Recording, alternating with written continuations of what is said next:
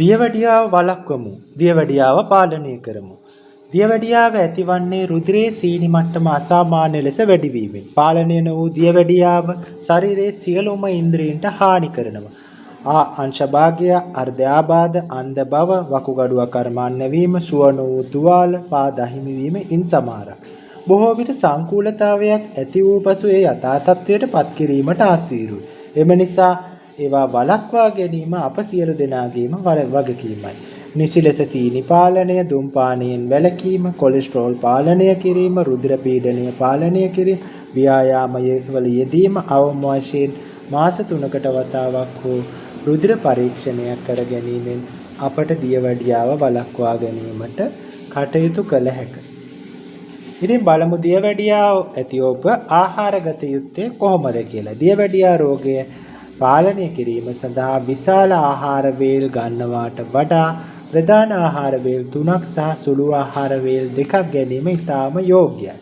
ප්‍රධාන ආහාර වේල තුල එළවලු වර්ග පිඟානයෙන් භාගයක්. මෙහිදී එළවලු වර්ග විවිධ පාට පැහැයෙන් යුතු එළවලු වර්ග 2ක් හෝ පලා වර්ග 1ක් ගන්න. ඉතිරි පිඟානයෙන් 4න් 1ක් ප්‍රෝටීන විය යුතුය. ඉතිරි 4න් 1 කාබෝහයිඩ්‍රේට්. දැන් අපි බලමු ආහාර වේල් සඳහා යෝජිත කාල සීමාව. තේ වීදුරුවක් උදෑසන පෙරවරු 6ට විතර. පෙරවරු 7ත් 8ත් අතර ගන්න. එහිදී බත් පීරිසි කෝප්ප 1ක්, මුං ඇට කඩල කවුපි පීරිසි කෝප්ප 1ක් සහ එළවලු වර්ග ගස් ලැබු තීරුවක් හා කුඩා ඇඹුල් කෙසෙල් ගෙඩියක් උදේ ආහාරය සඳහා ගන්න. උදෑසන 10ට පමණ තේ වීදුරුවක් හෝ පළතුරු යුෂ වීදුරුවක් සීනි නැතිව ගන්න. තින්දි කැකර් වැනි බිස්කට් එකක් ගැනීම වරදක් නැහැ. දවල් ආහාරය අපි ගත යුත්තේ පස්වරු 12ත් 1ත් වගේ වෙලාවක.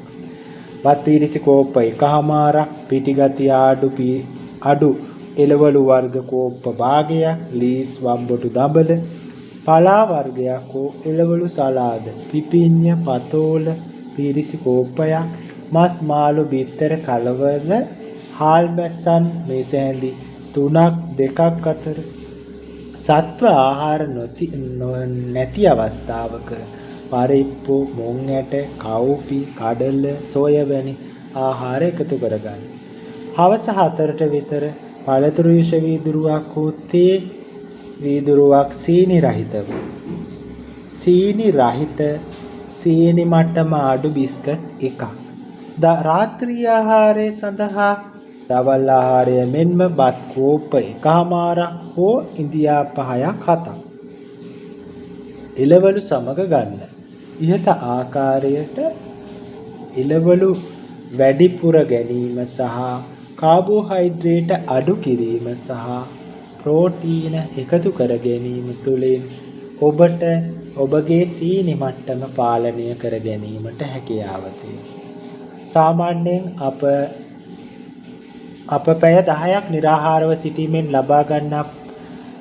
ලබා ගන්නා ෆාස්ටින් ප්ලාස්මා ග්ලූකෝස් ලෙවල් එක 70ත් 100ත් අතර නම් ඔහු නිරෝගී පුද්ගලයෙක් වශයෙන් 100ත් 125ත් අතර නම් ඔහු ප්‍රී ඩයබටික් පූර්ව දියවැඩියා තත්ත්වයෙන් පෙළෙන රෝග පුද්ගලයෙක් වශයෙන් 126 මිලිග්‍රෑම් ඩෙසිලීටරයට වඩා වැඩි නම් දියවැඩියා රෝගියෙකු ලෙස හඳුන්වනවා. ඉතින් අපි අධික සීනි මට්ටමක් ඇඟ තුල තියෙනවා නම් ඉහත සඳහන් කළ ආකාරයට අප ආහාර මගින් සීනි මට්ටම අඩු කර ගැනීම තුළින් නිරෝගීමත් පුද්ගලයන් වශයෙන් ජීවිතය ගත කරමු.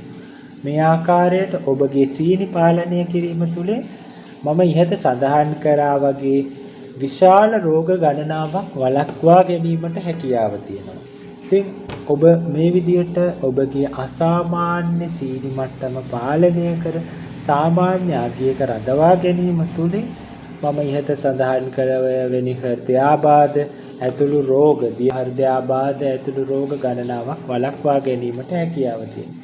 ඉතින් මේ ආකාරයට ඔබේ සීනි පාලනය කරගෙන සුව දිවියක් ගත කරන්න. ඔබට ස්තුතියි.